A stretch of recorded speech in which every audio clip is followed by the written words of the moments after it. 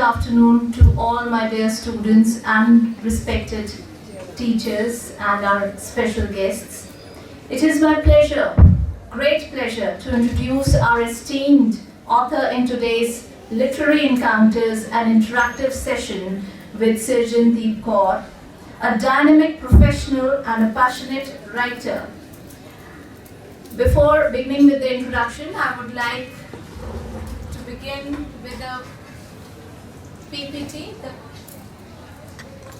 PowerPoint presentation we have prepared. As I was saying, that I feel great pleasure to introduce our esteemed author, Sirjandeep Kaur, a dynamic professional and a passionate writer. At just the age of 29, Sirjan has built an impressive career as an HR and strategy professional. Yet, her heart has always belonged to the world of words. Her journey began into writing at the tender age of 12, and since then, she has never looked back. Over the years, she has authored 3 remarkable books, a soulful collection of poems, Whispers of the Heart, followed by 2 engaging fiction novels, The Triumph, which was also translated into Punjabi language, and her latest work, To Skies and Waters, which has touched countless readers with its raw authenticity and the way it so beautifully mirrors real life. Dear students, I feel overjoyed to share with you that To Skies and Water was nominated for Sahitya Akademi Yuva Puraskar for the year 2022. A proud alumna of Hansraj College, Sirjan further honed her academic prowess with a master's degree from the London School of Economics. Her rich educational background has not only enriched her personal and professional experiences, but also shaped her unique voice as a writer. Today, she leads the HR and Strategy Department at GFB Great Foods, a leading FMCG company. Currently, Sirjan is immersed in creating her 4th book, which she aims to launch by the end of this year. Please join me in giving a warm welcome to Sirjan as she shares her inspiring literary journey with us today. Dear Sirjan, without any more ado, I want Mrs Sirjandeep Kaur to please address the students the way she wants. Hi everyone, good afternoon. How are you all? Okay. Firstly, everyone is addressing me Mrs Sirjan, which I am, and I'm also feeling like I used to be there at one point of time and I'm all grown up all of a sudden. But it feels great to be here in this energy full of students, and believe me, you guys are in the best time and period of your life. There's a reason why they call it the time and period of life, because this is the time you all are going to learn so much apart from the academia, like I said, padhai likhai, everything that will continue, that will keep going on. Apart from that, the real lessons of life, relationships, values, you're going to learn here. You're going to have treasured friendships here, and these are the things that are going to teach you what life actually means.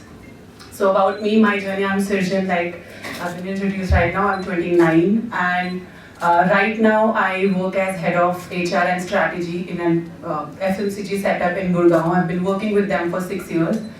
But the journey started way back when I was in class 7th. I knew I had that environment in home where everyone was constantly building and doing things. So that really helps, that you have people around you who are constantly doing things which sort of inspire you to be this person. And I wrote a poem in class 7. I remember I showed it to my grandfather because he's my biggest critic. So I was like, you know what, go through this poem, and he said, yeah, great. And my dad was like, why don't you send it to the Tribune? At that time, We didn't have phones and all that for us at least. So we were like, okay, fine, let's just do that. And then I sent my poem to the Tribune. To my surprise, they published it. And that was my biggest encouragement in life. So I was like, wow, that was the biggest achievement of my life. That was in class 7th. And then I realized I'm not going to stop, regardless of whatever. And I continued writing poetry, and then my first book, Whispers of the Heart, was released at that time. And then I wrote my second novel, my second book, which is a novel called The Triumph. I hope you all remember there was the Damini gang rape case that happened, and it shook the entire world. And as an adult, as an adolescent child also, I didn't know how to sort of express my anger. So why I actually realized I can write was because there were so many built-up emotions which I could not at that time say out loud. We didn't know what to do because it shook us so much. And that is the time I took solace in writing. That is when I started writing from my heart. And it took a shape of a story, and that is how The Triumph was born. And it got a great response. It was something that I honestly wrote for myself. My intention was never to publicize it or commercialize it, because we don't really think about those things when you're speaking out of passion. When it's passion, that's something you do for yourself. So that's when The Triumph was born. Alongside, I was always very sure that I want to make sure that my academia is also working well. So I was working, I was also studying, I was very clear on what I wanted to do. I did my master's in HR. That sort of, the seed was sown in Hansraj College. I was studying on the side, but I also knew that college, the books, you can read anywhere, you can study anywhere. The most important part of my life in college was to make sure I take part in activities. Like I heard you guys have had more than 40 activities in the past 10 days. I think it is incredible, because that's how you will build a personality which will be long lasting for you. So I ensured that in college also I took part in almost all the societies, all the activities. Everything gave me that experience. You can't write without having experiences. So because I was taking part in a lot of activities, because I was experiencing so much, because I was otherwise also an outgoing person, so interacting with friends, interacting with teachers, taking part in societies, it all gave me that kind of experience and observations where I could potentially write. And in that process, the book Two Skies and Waters was also born. It's a book that speaks about mental health. It speaks about how we as individuals complicate everything in our own mind. The good and the bad resides in us. We try to make sense of a lot of things without realizing that everything is in our mind. So that's how Two Skies and Waters were also born. And right now, like we were talking a lot about technology, while it has taken us away from a lot of good things, I think it's up to us how we want to use technology. For example, how I write, I don't constantly keep writing on a copy and a pen, because the world and time has changed. So my phone is with me. At any time, if I feel any extent of an emotion, I write it down. Even if I'm feeling happy today, I'll just write I'm feeling happy for so and so reason. If I'm feeling upset about something, I write why I'm upset. So anyway, this was the whole journey, and I knew I also wanted to keep my career, professional corporate career alive. Unlike everyone in my house who's the teacher, all of them, I decided to take a different path, a different route for myself, because I love being in the corporate world. I love studying about HR. So right now I head the strategy department, wherein I've been working for 6 years. So that's how my journey has been, and I'm looking forward to interacting with you all. Thank you.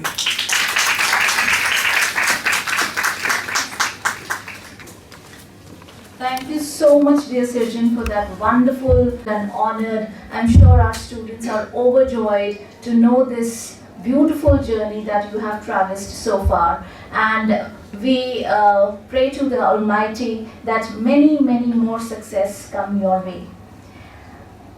And now, we would like to request the author to present a recital to our students from her books, any of her favorite passage or paragraph. Now we will be going into the mode of interactive session where we have very inquisitive students who have prepared questions to ask their author, and once the recital is over, the students will be asked the questions.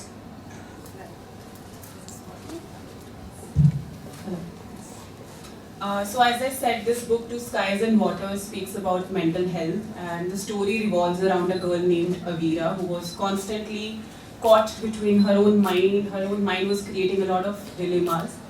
So this small thing is a small letter that Avira eventually writes for herself. So I'll just read that for you guys. Dear Avira, remember you're worthy of love. You're beautiful, inside and out.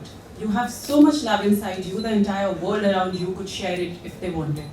But before all, love yourself. You are amazing. Stop running away from things. Let things sink in and take the privilege of feeling things.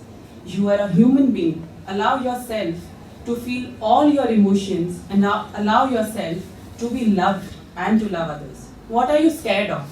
Love, life, career. What do you fear of missing out on? Each second of your life passes in the blink of an eye. You have enough time in this life, but not enough time to live. Live each second of your life. Be grateful for being alive. I love you, Avira. All the scars of the past have only made you stronger. You are so capable of loving yourself that when you allow someone else to love you, it will only add to the love you already have in your life. Remember, without that, you are still complete. Your life is going to turn out to be beautiful. You are blessed. I guess I'm falling harder for you each day. Just keep being kind to people, places and things. Life will fall into place. Avira. Of the transitory life that we humans have to live and how we can make the most of it. Beautiful recital there by our author. Thank you so much, ma'am. And now we begin with the interactive session. The first question goes to, yes, please introduce yourself. Very good afternoon, ma'am. I am Mrs Kaur from BA second year. Ma'am, I want to ask, how do you handle writer's block or the moments of self-doubt? Honestly speaking, like I said, allow yourself to feel that. I think we put so much pressure on ourselves to be constantly on the go.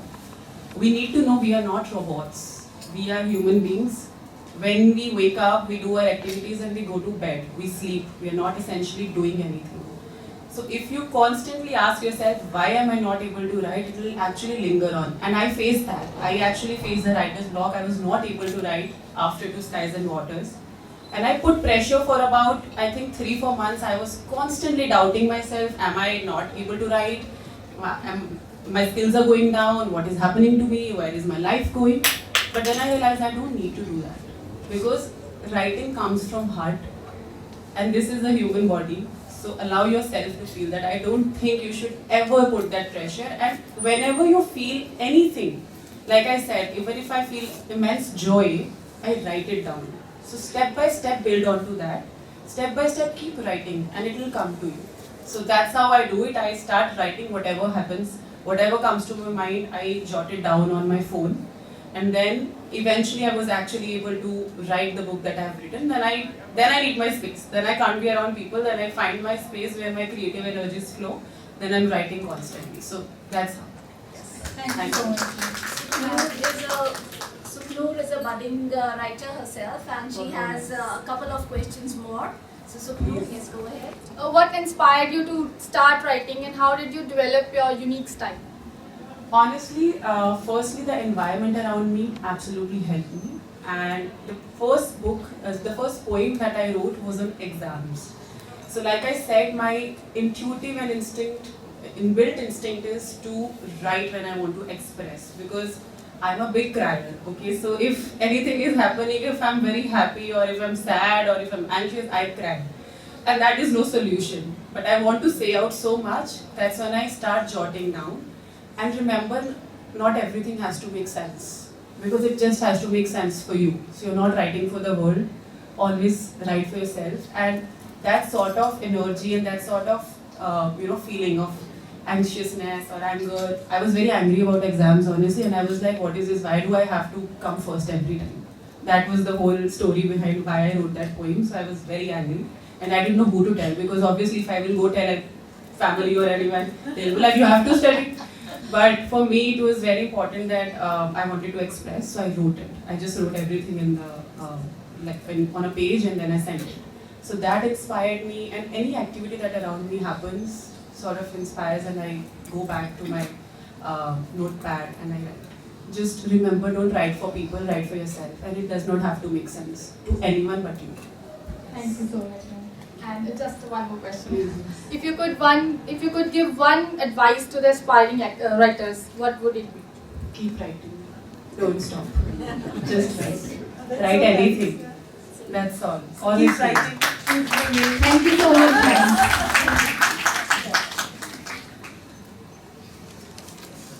Good afternoon, ma'am. Hi. My name is Anjali and I am from BA Honours in English second year. I want to ask that whom do you trust for constructive criticism of your work? I have two people. For technicalities, if I'm talking about technical jargon and grammar and all, I go to my grandfather. Otherwise, I go to my dad. He's the first person who will read, because sometimes there are things you don't know if you've written correctly or nicely, and there are things you don't know if there are certain things that you want to write and you don't know if between a father and daughter you should how will it happen, but I go to him. So my father, he's the first person who always reads, and my grandfather who vets the entire manuscript. So these two people. I must ask all my dear students to pay attention to this very, very inspiring session that is going on.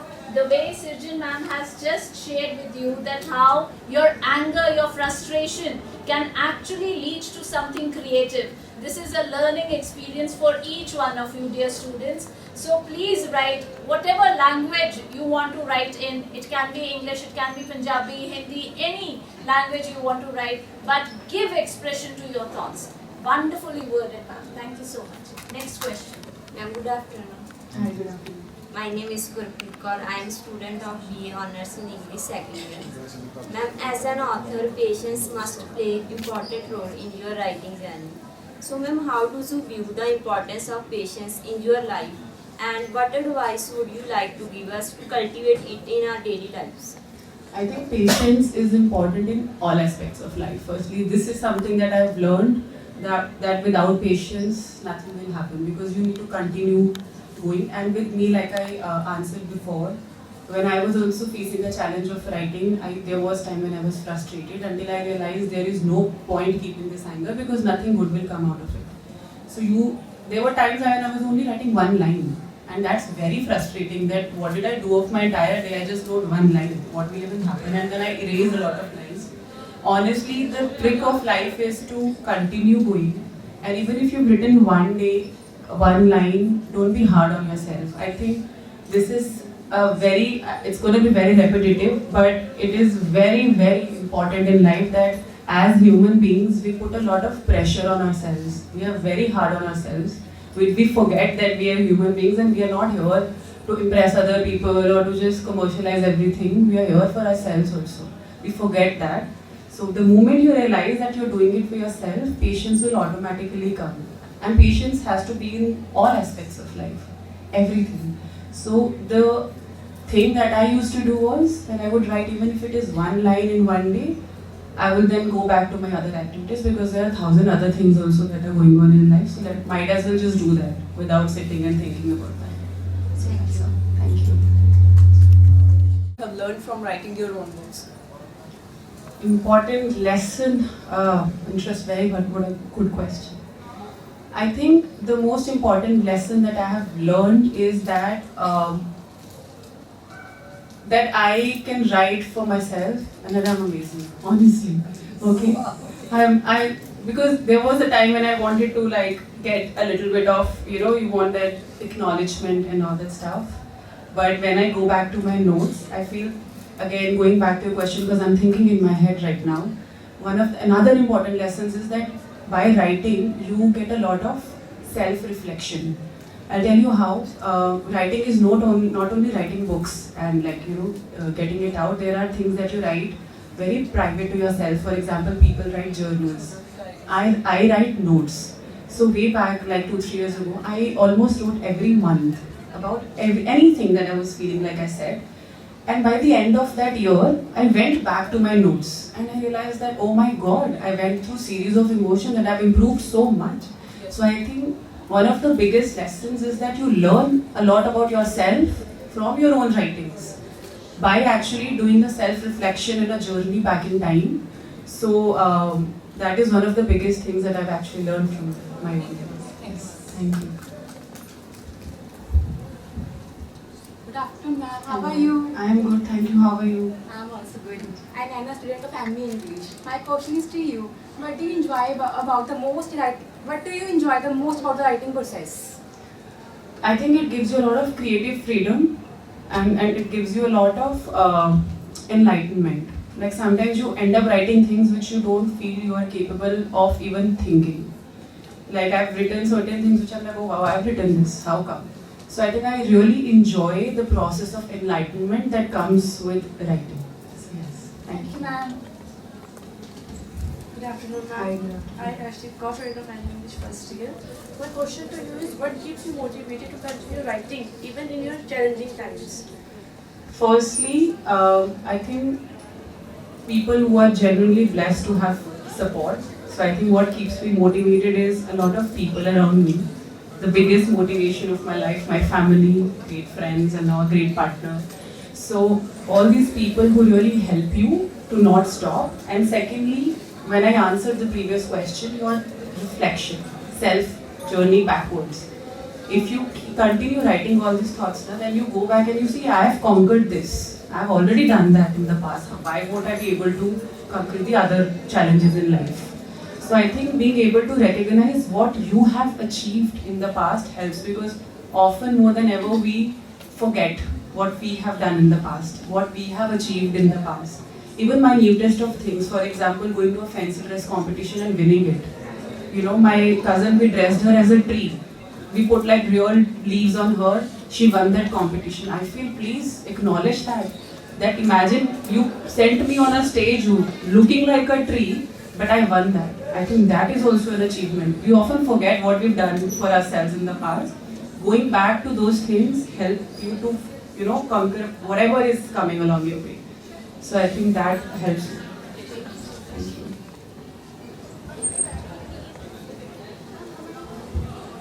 Good afternoon, ma'am. It's lovely having you here. Thank you. My question is writing an innate quality or can we develop these qualities over time? If I aspire to be a content creator, content writer, what essential skills and qualities should I have? I think firstly, the most important thing, I feel certain things are innate, but you can certainly develop the flair for writing, because there are 2-3 things. Writing is not only creative writing. If you look at the world of writing, there are career opportunities in content writing, there is journalism, there are creative script writers. There are a lot of ways in which you can write, so it necessarily doesn't have to be what you call creative writing, so to say. And skills, again, first, keep writing. Keep writing. I will just continue saying that continue writing and read as much as you can, because it helps you to see what the other person has written, how the other person has written, what is your style going to be like. I would say watch. These days, as much as we say technology is bad, please watch English web series or Punjabi web series or Hindi, whatever language you prefer. Watch on Netflix, because they use certain words which are very interesting. My habit is, if I watch something, or if I'm talking to someone, or if I'm reading something, and if I don't know, which a lot of us, we don't know everything, right? I go to Google and I search what's happening. That helps me improve my writing skills. That helps me, write better. So all these technological things necessarily are not bad unless we decide to make them bad. So we can use them to our advantage. I have one more question, ma'am. Like ma'am, in today's scenario, everybody is running after the luxuries to get happy, to stay happy, but still they cannot be happy. So as I'm thinking, like I feel living an ordinary life can be beautiful and peaceful as well. What are your point of view or what are your thoughts about this? I definitely agree that living an ordinary life can be absolutely peaceful, but there's a difference. You should stop dreaming. I mean, I won't stop dreaming. If I want to achieve a certain thing, that's essentially a dream, but that is not my happiness. That can be a route towards something. You get it? Like, don't stop dreaming is what I'm going to say, because a lot of people confuse. For example, if I want, let's say, if I want to build a nice house, now that necessarily is not greed for luxury, because it will continue to make me feel like I need to work harder. It keeps you in check. It keeps you to continue going on. So having a goal, an objective, for example, let's say I want a luxury car. It's not bad to want a car. But it's bad if I say I am absolutely unhappy right now, my life is hell because I don't have that car. But saying that I want that car and I want to work towards that car, these are two separate things. So I think, to your point, ordinary life is absolutely amazing, but I personally wouldn't want to just settle there. I would want to dream, I would want to achieve things, but my path towards that is not going to be full of unhappiness. I'm going to be happy at each stage of life. I go back in time and I think when I was in London, I came back. I was unemployed for about 4 to 5 months. And my, at that time, frame of mind was like, what is this? I've gone to such a big college and I'm not even getting a job. What is this point?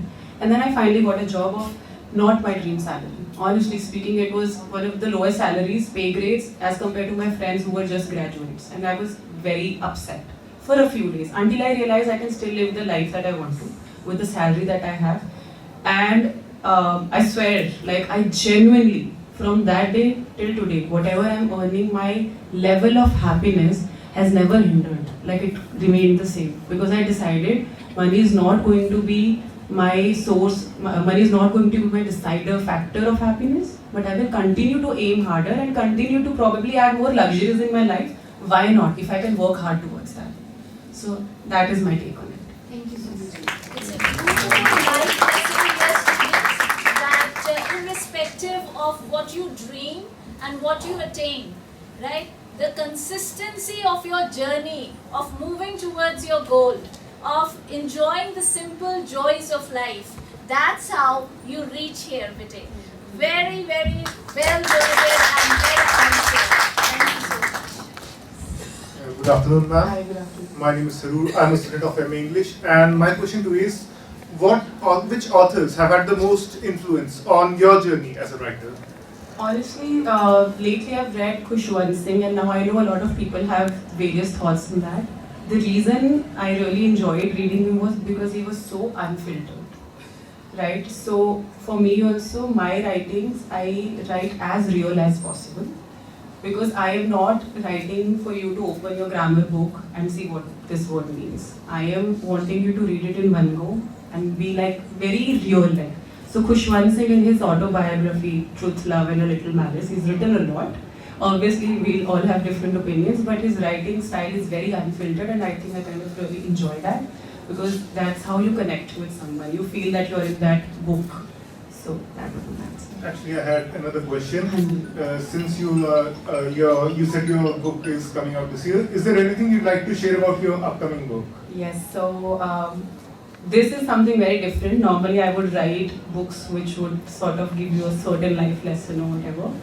I have tried writing a murder mystery. It's a murder mystery, it's a thriller. And I did not go and read any other murder mysteries. Like often, I got that advice, why don't you read other books? Because then I thought it will hinder what I'm trying to write. So I did not even refer to any other books. So it's a thriller. And hopefully, I'm not going to disclose the title, but it's the story also revolves around one girl. And yeah, so let's see how that goes. Even I am waiting to finally see how the whole thing turns out to be. Actually, I also have a murder mystery book coming out Oh, this you year, do? so we might be competing. Oh, let's bring it on. Congratulations on that. Thank you so much. That was a wonderful. Any student who wishes to ask question?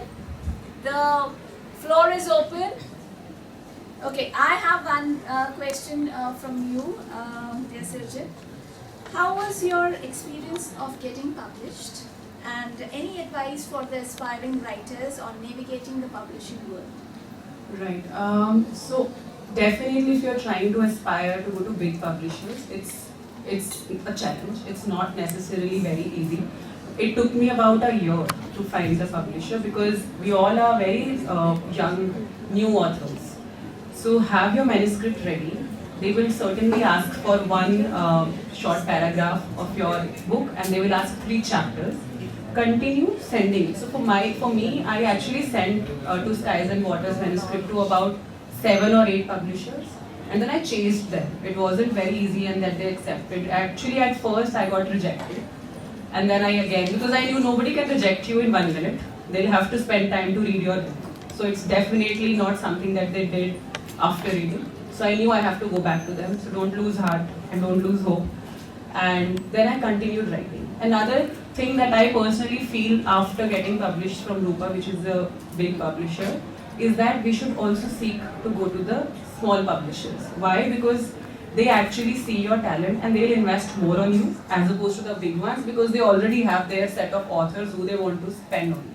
So they will pay you less attention, how to market, what not to market. So I think the smaller publishers are actually your target audience right now. For me, it was 1 year, again, a game of patience. Didn't lose hope. I knew my work was good. At that time, I had relevant information from my important sources that it is a book worth publishing. And then I continued for 1 year until Rupa decided to give a go-ahead. And that's how the journey was.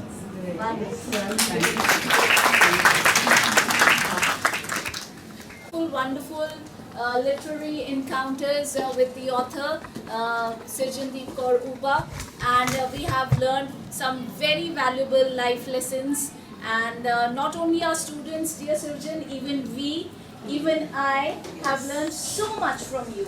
The resilience, the hope, the triumph that you exude with your personality, that has rubbed us and rubbed us deep. Thank you so much. Thank you so much. I would now like to invite the patron of English Literary Society, Dr. Mrs Ubha, our Deputy Principal, Dr. Esteemed Kaur, Head of the Department, Dr. Jasprit Kaur,